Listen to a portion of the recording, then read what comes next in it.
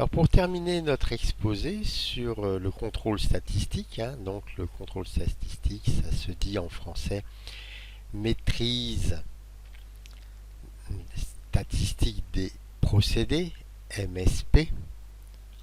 En anglais, donc c'est Statistic Process Control, SPC.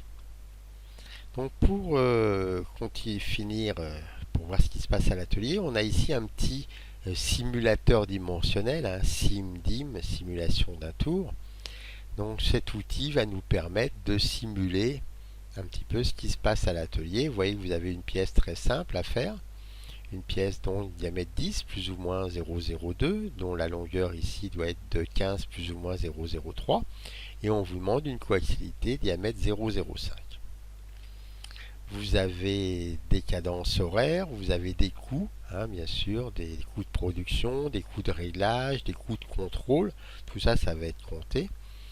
Et vous allez avoir à agir sur le réglage, le changer d'outil s'il est trop usé. Ça, c'est quand l'état de surface va se dégrader ou si la cote se dégrade trop. Donc on a ici le cas d'un outil en ARS, c'est-à-dire un outil qui va s'user rapidement.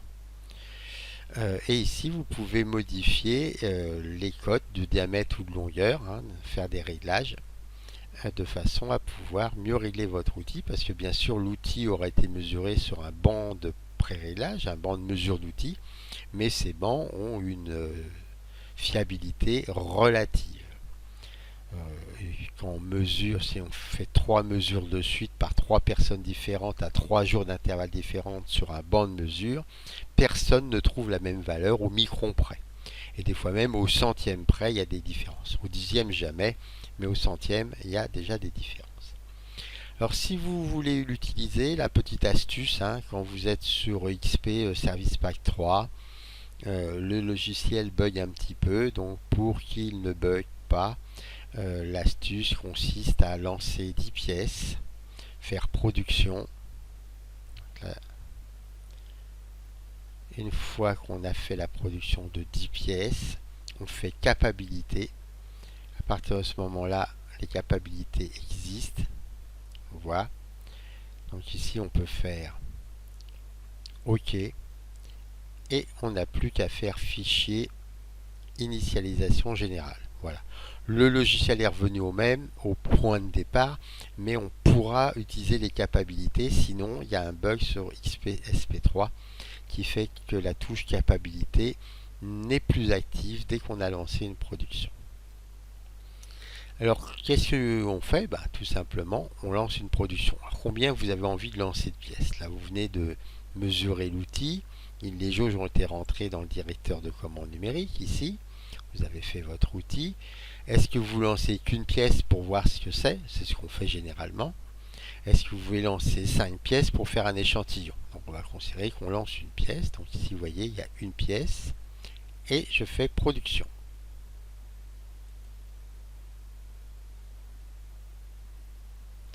Voilà, le petit bonhomme a produit. Ici si vous regardez le temps s'est écoulé. Ici on vous a déjà facturé des taux horaires et puis des temps de réglage, de positionnement d'outils. Il y a une pièce de fait. Maintenant pour savoir si cette pièce est bonne, il faut la mesurer. Mesure. Là vous voyez que je vais cliquer ici sur mesure. Alors évidemment de faire une mesure ça prend du temps. Donc ça va nous coûter un peu d'argent. Voilà, la pièce a été mesurée. Elle fait cette cote là au diamètre. Vous voyez là vous avez une petite jauge. Elle est donc à peu près bonne au diamètre à 1 centième près. Ensuite la pièce fait un peu 6 microns de plus en longueur. On le voit ici sur la jauge. Et la coaxialité est respectée puisqu'elle est à moins de 50 microns. Donc 3 microns d'erreur, 6 microns d'erreur, on peut considérer que c'est négligeable. La pièce, on ne la met pas à la poubelle. Donc on valide. On va considérer que les jauges qui ont été faites sont bonnes. Et on va lancer, donc on peut lancer une série de 50 pièces, 200 pièces, au maximum 300 pièces. On va lancer, par exemple, 300 pièces. Et on clique. Là, vous voyez le temps qui défile en haut. le petit bonhomme qui fait toutes ces pièces, et on voit qu'on est arrivé à 10h38, il avait commencé à 5h du matin, on en est à un coût de 229,25 € et on a fait 301 pièces, puisqu'il y a la première pièce plus les 300 que j'ai lancés, le but étant de faire 2000 pièces. Alors ici je peux mesurer ma nouvelle pièce pour voir où j'en suis, mais ici on peut aller faire capacité pour regarder un petit peu si on avait mis en place une carte de contrôle, qu'est-ce qui se passe. Alors ici vous voyez bien l'histogramme, la courbe de Gauss, on a bien une courbe de Gauss, ici aussi, et cette courbe de Gauss est bien compris entre le mini et le maxi, ici aussi entre le mini et le maxi. Ici évidemment le mini c'est 0, quand on a 0 c'est génial. Donc on voit que pour l'instant tout va bien. Ça c'est fait par échantillonnage, donc des groupes de 5 pièces, comme on a vu tout à l'heure, 5 pièces par 5 pièces. Maintenant si je veux regarder vraiment toutes les cotes, je clique ici sur film de la production. Et là, j'ai le diamètre. Je vois que le diamètre varie à peine. Ça m'a l'air assez stable. Je regarde la longueur. La longueur varie un tout petit peu. C'est comme s'il y avait une petite pente qui montait. Et la concentricité, elle reste relativement stable. Donc je peux estimer que mon outil est encore en bon état et que tout va bien. Dans ces cas-là, je relance, je vais lancer 299 pour faire un compte rond, je relance 300 pièces. Et je produis, sans contrôler d'autres pièces. Évidemment, je pourrais contrôler la dernière pièce pour voir où elle en est, ce que je vais faire avant de valider. Vous voyez, la dernière pièce que j'ai mesurée, elle était, alors je fais mesure, voilà. La dernière pièce que j'ai produite, elle était à plus 2 microns, et ici à plus 9 microns. Vous voyez, par rapport à la tolérance, on n'est pas encore à la tolérance maxi. Par contre, si vous vous souvenez, on était à plus 6 microns.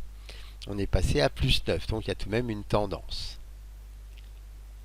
La coaxialité, la concentricité de la dernière pièce est pratiquement géniale. Donc, je relance 299 pièces. Le temps s'écoule, les frais vont augmenter, le nombre de pièces va être mis en place. Et voilà, j'ai fini ma production à 16h, 600 pièces pour ce prix-là. Je peux à nouveau regarder ma capacité. Voilà, je m'aperçois que mes pièces sont a priori toujours bien centrées, assez bonnes pour le diamètre, aussi bien centrées, assez bonnes pour la longueur, et puis pour la concentricité, aucun souci. Ici, vous avez le prix actuel. Vous avez 456 € de frais de production direct, et puis il y a eu 79 coûts de non-qualité, pertes, qui sont liés tout simplement au fait qu'on ait réglé la pièce, etc. On ne peut pas tomber à zéro.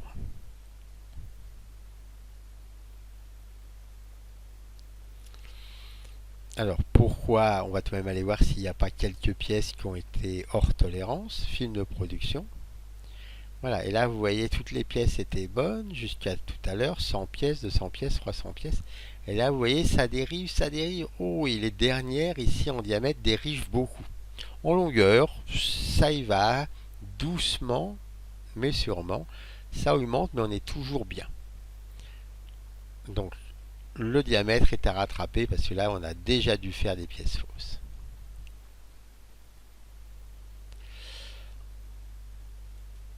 Alors comment on fait? Donc on va prendre la mesure de la dernière pièce. Mesure.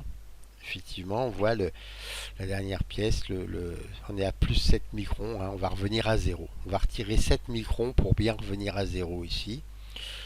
Et on va retirer 7 microns aussi ici pour revenir à 0 sur les longueurs. La concentricité, de toute façon, on n'y peut rien. Donc on fait OK. Alors comment se fait ce réglage? Ici, je suis sur diamètre. Je viens et je fais moins 7 microns.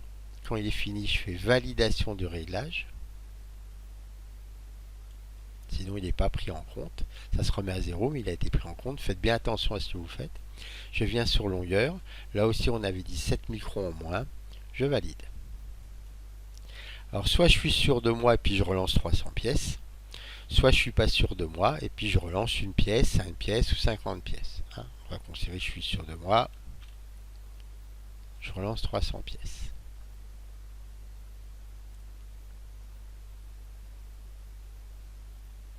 Je regarde tout de suite ma capacité. Voilà, on voit ça s'élargit de plus en plus. Au début c'était tout fin. Maintenant plus je fais de pièces, on l'a vu tout à l'heure, plus l'étendue va être grande. Ça c'est le prix de la pièce, la non-qualité, donc il y a au réglage et puis à certaines pièces qui sont limites.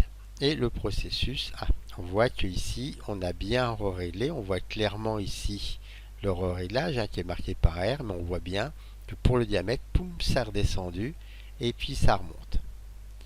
Ici, la longueur, ça se stabilise. Alors est-ce que je veux redescendre encore un peu Je peux essayer, par exemple ici, de redescendre encore de 3-4 microns au niveau du diamètre.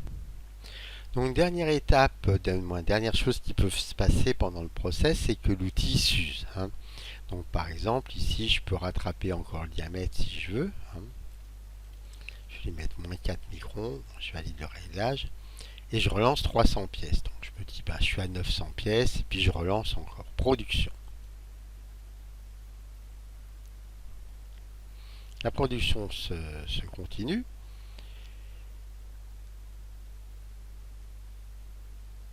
On peut regarder toujours notre capacité. Voilà qui s'agrandit, plus ça va, plus la longueur ici se décale. Ici, il y a eu des pièces qui ont été loupées. La coaxialité, la concentricité augmente aussi. On voit ici, ça devient de plus en plus dispersé. Ici aussi. Ici, c'était bien centré. Et ici, c'est complètement du grand n'importe quoi. Donc ça, c'est le phénomène d'usure dans les outils en ARS. Une fois qu'ils commencent à être usés, ils n'usinent plus. Et quand ils n'usinent plus, le copeau se forme mal. Et quand le copeau se forme mal, tout se déforme, tout bouge, on n'a plus rien de stable. Donc là, il est grand temps de changer d'outil.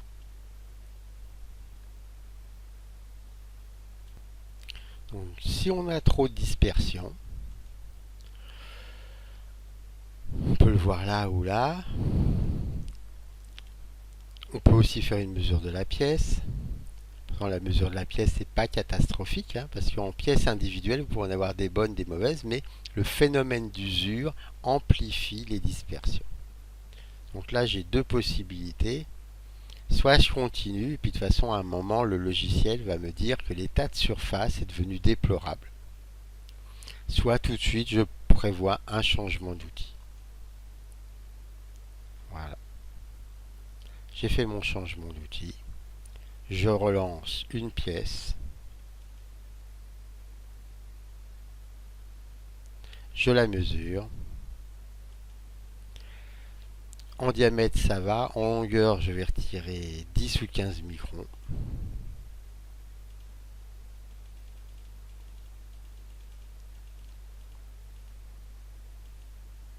Je vais refaire une seule pièce pour voir. Je la remesure. C'est mieux, c'est bien centré, je suis d'accord. Je produis. Donc 298 pièces. Voilà. Donc si je n'avais pas changé d'outil, de toute façon, à un moment, l'opérateur s'aperçoit que l'état de surface devient très mauvais et donc sur le logiciel, vous verriez apparaître mauvais état de surface, changement de l'outil obligatoire. Votre objectif, quand vous allez faire ça, c'est d'arriver à 2000 pièces. Et dans les 2000 pièces, les obtenir avec un coût total qui soit le plus bas possible. Là, vous voyez, pour l'instant, on en est à 1388 pour 1500 pièces réalisées. Donc le coût total, évidemment, on voit ici, depuis le réglage, on est revenu bien centré, on a changé l'outil. Alors avant de clore ce chapitre-là, il y a le petit tableau du haut qu'on n'a pas vu et qui peut être intéressant, en tout cas qui est très utilisé dans l'automobile. Quand on a des grandes séries, ce sont des coefficients qu'on appelle CP, CPK ou PPK ou CP. Donc le nom ici dépend un peu des normes, mais en gros vous avez des chiffres qui sont supérieurs à 1. Pour le PP 1,36 ou 1,51. Pour le PPK 1,2 et 1,46. Tout ça, ça va être le rapport qu'il y a, donc le ratio, la division entre l'IT, donc entre le maxi moins le mini, divisé par 6 sigma. 6 sigma étant donc la largeur de toutes les pièces que j'ai fait. Si toutes les pièces que j'ai fait tiennent dans l'IT, ben j'aurai un CP ou CPK, hein, les coefficients qu'on a ici. On aura des coefficients qui sont supérieurs à 1. Si jamais ici vous avez un coefficient qui tombe en dessous de 1, et même pour certains coefficients, si on rentre dans le détail, c'est même 1,3 voire 1,5 qu'on demande. Mais donc tous les chiffres qui sont compris entre moins de 1, on est incapable de faire des pièces bonnes. Entre 1 et 1,5, ça peut aller, mais il y a mieux. Et au-dessus de 2, c'est le nirvana. Voilà donc pour l'interprétation de ces petits coefficients-là, mais il y a toute une norme, tout un cours à avoir sur ça, donc on appelle le SPC, Statistical Process Control en français, maîtrise statistique des procédés MSP. Merci de votre écoute, et puis donc essayez de faire au mieux vos 2000 pièces avec le coût minimum. Le challenge, c'est ça, arriver à 2000 avec un coût global, pas le coût direct, voilà, avec le coût total ici, minimum. Et puis bien sûr, pas de pièces mortes si c'est possible. Au revoir.